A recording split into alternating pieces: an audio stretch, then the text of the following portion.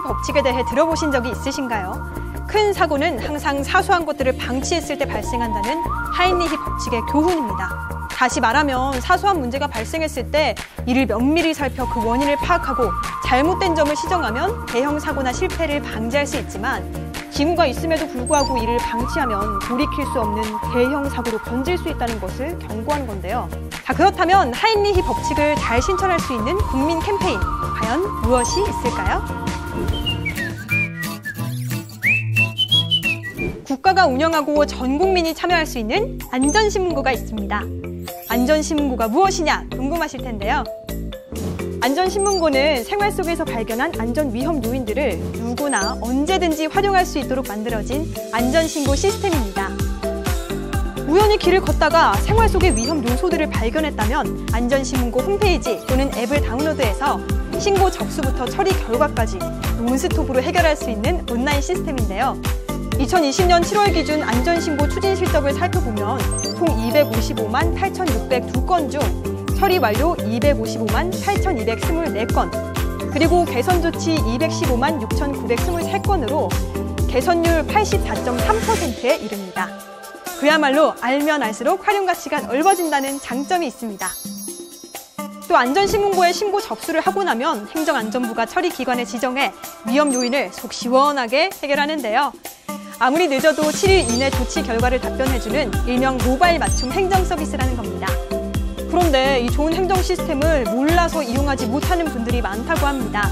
그래서 적극적으로 홍보할 수 있는 방법과 안전신문고 활성화를 위한 계획안에 대해 알려드리고자 합니다. 먼저 모바일 온리 시대에 걸맞게 안전신문고 서비스를 강화합니다. 2020년 7월 기준으로 안전신고 현황을 살펴보면 총 15만 7,210건으로 전년 동월 10만 4,416건 대비 50.6%가 증가했는데요. 이 중에 95.5%에 이르는 15만 126건이 안전신문고 앱을 통해 신고 접수된 사례들입니다. 따라서 행정안전부는 안전신문고 앱 활성화를 위한 다양한 홍보 활동을 지속적으로 발전시켜 나갈 계획입니다. 첫 번째는 안전위험요인 집중 신고 기간과 이벤트 운영 기간을 도입해 국민 모두가 동참할 수 있는 캠페인 문화로 발전시키는 겁니다. 행정안전부는 내년 안전 취약 시기 때마다 모바일 쿠폰 행사를 실시하고 있는데요. 2019년에는 5,000명이 참여해서 7,000여 건의 신고가 접수되는 성과를 얻었습니다. 이를 계기로 행정안전부는 국가시책과 연계하는 안전신고 활성화 캠페인을 지속적으로 실천해 나가고자 합니다. 두 번째, 민간단체의 적극적인 참여를 유도해 전문가 시각에서 위험 요인을 발굴하고 신고할 수 있는 시스템을 강화하는 겁니다. 향후 국가안전대진단 조치 결과 미흡한 현장을 집중 신고할 수 있는 기능도 도입하고자 합니다. 이를 통해 안전신고의 질적인 수준을 높이고 민간단체의 적극적인 참여와 리더의 역할을 부여하려고 합니다. 세 번째는 안전신고 사후 관리 강화입니다. 행정안전부 안전신고 포상금 지급에 관한 운영 규정에 따라서 지자체 안전신고 포상금의 효율적인 예상 집행이 추진될 수 있도록 노력 중이고, 매분기 선정된 우수신고를 대상으로 전문가 심의를 거쳐 매분기 2월 포상금을 지급하고 있습니다. 또 안전신고에 대한 처리기관 이행실태 점검을 확대하고 있습니다. 이를 위해 월 1회 이상 불수용 및 처리 지연 관련 신고 현장 점검을 실시하고 있는데요. 지자체 중심 현장 점검에서 중앙행정기관, 공공기관, 교육청 등으로 확대하며 현장 점검을 실시한 신고건은 개선 조치 완료 시까지 지속적인 관리를 시행합니다. 더불어 일부 집중 점검이 필요한 경우에는 행안부 안전감찰팀과 협업해서 합동 점검을 추진해 나갈 계획입니다. 뿐만 아니라 안전신고 접수 처리 완료 후 휴대폰 앱을 활용하는 신고자들을 위해 해피콜 서비스를 강화합니다.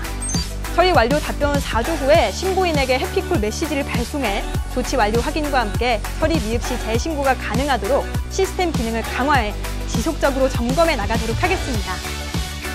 대한민국 안전신고 플랫폼 안전신문고 활성화를 위해 신고자 여러분과 처리기관 담당자의 적극적인 참여를 부탁드립니다.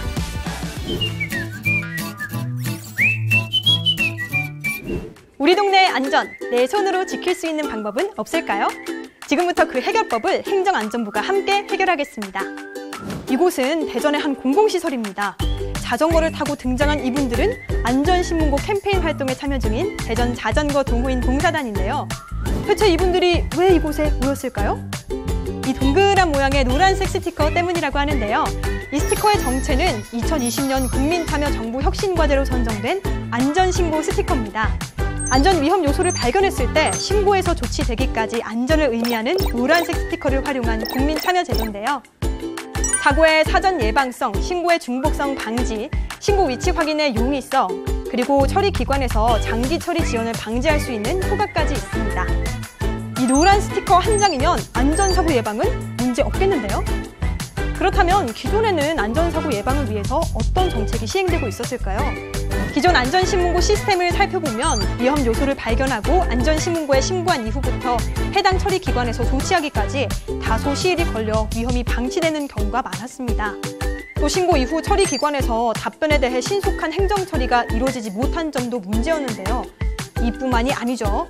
안전신고 처리 담당자가 현장을 방문했을 때 사고 발생 위험 장소를 쉽게 찾을 수 없다는 점도 문제였습니다. 그런데 이 모든 문제점을 해결할 수 있는 대책이 마련된 겁니다.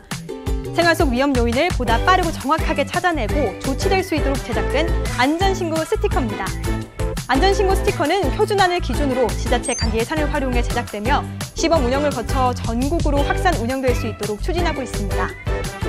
이 지름이 8cm라서 휴대도 편하고 스티커 형태라서 사용이 굉장히 편리하겠다 이런 생각이 들어요. 자, 그렇다면 안전신고 스티커를 어떻게 사용하면 될까요? 먼저 안전신고 스티커에는 안전신문고에 신고되었습니다 라고 적혀 있습니다. 스티커를 휴대하고 있다가 위험 요소를 발견하셨다면 신고 일자를 기록하고 위험 요소에 부착해주세요. 그리고 위험 요소와 안전신고 스티커가 잘 보일 수 있도록 사진을 찍습니다. 그 뒤에 안전신문고 앱에 사진을 올려주면 신고가 완료됩니다. 어때요? 이번에도 참 쉽죠? 안전신문고에 접수된 내용은 행정안전부에서 처리기관 담당자에게 전달되고 처리가 완료되면 안전신고 스티커를 제거한 후 한 번 더 현장 사진을 찍어서 사후 등록까지 완료해야 끝이 납니다. 처리기관 담당자님들, 처리 완료된 사진 촬영과 사후 등록까지 맞춰야 처리 완료가 된다는 점 꼭 기억해주세요. 생활 속 작고 소소한 위험 요소들도 완벽하게 차단하는 것이 최우선이죠. 이제부터 위험시설물을 발견했을 때는 노란색 안전 스티커를 활용해 더 큰 안전사고로부터 시민들의 안전을 지켜주시길 부탁드립니다.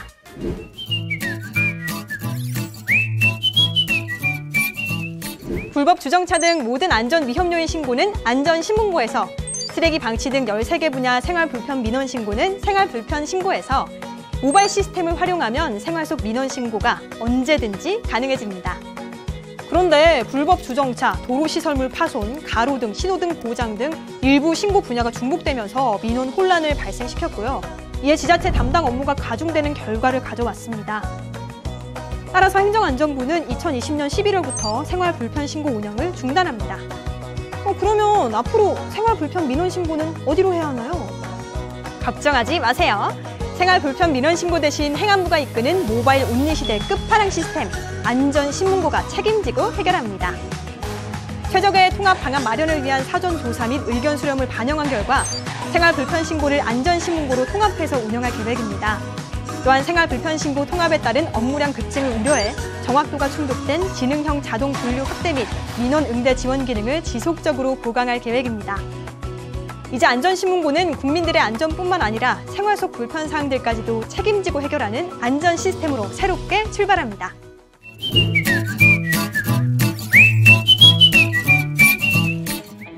민식이법 시행을 계기로 어린이 보호구역 내 교통사고 예방 인식이 높아지는 가운데 학교 주변 어린이 보호구역에 불법 주정차 주민 신고제가 시행됩니다. 말 그대로 어린이 보호구역 내에서 불법 주정차의 경우 주민이 직접 신고할 수 있다는 건데요. 주민이 신고하는 게 뭐 특별한 의미가 있겠냐 하시겠지만 이게 쉽게 지나칠 이야기가 아닙니다. 왜 그런지 지금부터 알아보겠습니다. 2020년 6월 초등학교 정문 앞 도로에 불법 주정차 주민신고제가 시행됐습니다. 놀라운 건 주민신고제가 시행된 지 단 한 달 만에 전국에서 총 5,567건, 하루 평균 191건이 접수됐다는 겁니다. 지역별로 이 신고 현황을 살펴보면요. 경기도가 1,166건, 서울 681건, 전라남도 489건 순으로 주민신고가 많았습니다. 이렇게 어린이 보호구역에서의 교통사고는 운전자의 시야를 방해하는 불법 주정차가 주요 원인으로 주 출입구의 150m 이내에서 가장 많이 발생하고 있는데요. 자, 그렇다면 어린이 보호구역 내 불법 주정차 신고 대상은 어떻게 되는 걸까요? 화면을 통해서 자세히 알아보겠습니다. 먼저 정문 앞 주출입구부터 다른 교차로와 접하는 지점까지 도로에 주정차된 차량으로 주말과 공휴일을 제외한 평일 오전 8시부터 오후 8시까지 단속 대상에 해당됩니다. 기존 4대 불법 주정차 금지 구역은 기존과 동일하게 연중 24시간 적용된다는 점 기억하셔야겠죠? 또 어린이 보호구역의 안전표지를 정확하게 숙지하고 있어야 하는데요. 주정차 금지 구역과 견인 지역에는 50m 간격으로 표지판이 설치돼 있습니다. 또 정문과 직접 연결된 도로 전 구간에 황색 곡선과 어린이 보호구역 표시를 50m 간격으로 표시가 되는데요. 이 구역 내 불법 주정차된 차량을 발견하셨다면 안전신고 앱으로 불법 주정차한 차량을 신고할 수 있습니다. 너무 복잡해. 신고 절차가 어려우시다고요? 아닙니다. 안전신문고를 적극 활용하면 누구나 쉽게 신고 접수가 가능합니다. 우선 안전신문고 앱의 5대 불법 주정차 신고 화면에서 어린이 보호구역을 선택한 뒤 위반 지역과 차량 번호를 명확히 식별할 수 있는 사진 2장 이상을 촬영해야 합니다. 이때 반드시 동일한 위치에서 차량 번호판이 보이도록 사진 2장을 찍는 것이 중요한데요. 사진에 어린이 보호구역 및 주정차 금지를 알리는 안전표시가 잘 나타나도록 촬영해야 합니다. 이렇게 제출 버튼을 눌러서 사진 등록이 완료되고 나면 안전신고가 행정 담당자에게 전달되는데요. 불법 주정차 사실이 확인되면 단속 공무원의 현장 확인 없이 과태료 8만 원이 부과됩니다. 일반 과태료의 2배에 이른다는 점 기억하셔야 됩니다. 어린이 안전사고에 대비해 행정안전부는 어린이 보호구역 불법 주정차 신고 기능 추가 및 불법 주차 차량 번호를 자동 인식하도록 시스템을 보강해 신고자가 불법 주정차를 사진 촬영으로 신고했을 때 안전신문고 앱에서 차량 번호를 자동으로 인식하고 다수 차량을 단시간에 신고했을 때 오류를 최소화하고 신고자들의 편의성을 꾸준히 운영해 나갈 계획입니다. 또 어린이 보호구역 불법 주정차 주민신고제는 불법 주정차하려는 운전자가 부담을 느껴서 위반하지 않도록 하는 예방 효과가 있기 때문에 현장 단속과 병행해 어린이 보호구역 내 불법 주정차 관행이 근절되도록 협조 부탁드립니다.